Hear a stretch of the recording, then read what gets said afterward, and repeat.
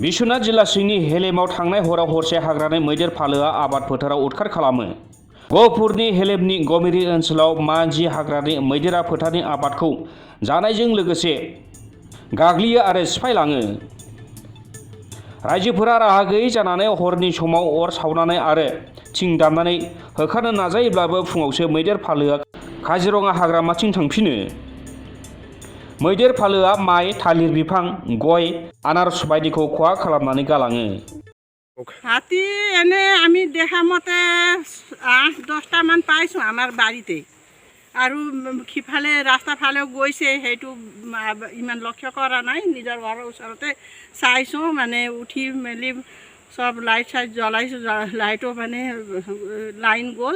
তাৰপিছত ইয়াত নষ্ট কৰিলে, কল নষ্ট কৰিলে গোটেই, আৰু কবি পুলি নষ্ট কৰিলে, আলু বাৰীতো আলু নাইকিয়া কৰিলে, আৰু সৰিয়হ আছিলে সেইটোও মানে নষ্ট কৰিলে। আৰু আমাৰ ঘৰৰ ওচৰত মানে এটা পুখুৰী আছে, এই পুখুৰীত 400 মানে আনাৰসৰ পুলি লগাইছিলে, সেইটো আনাৰস পুলিও চেচ কৰিলে। তাৰপিছত মানে হেৰি তামোল পুলি আছিলে সেইটোও নষ্ট কৰিলে, আৰু ধান মানে কাটি আছিলে চব নাইকিয়া কৰি দিলে, গোটেই খেৰ মাত্ৰ আছে তাত।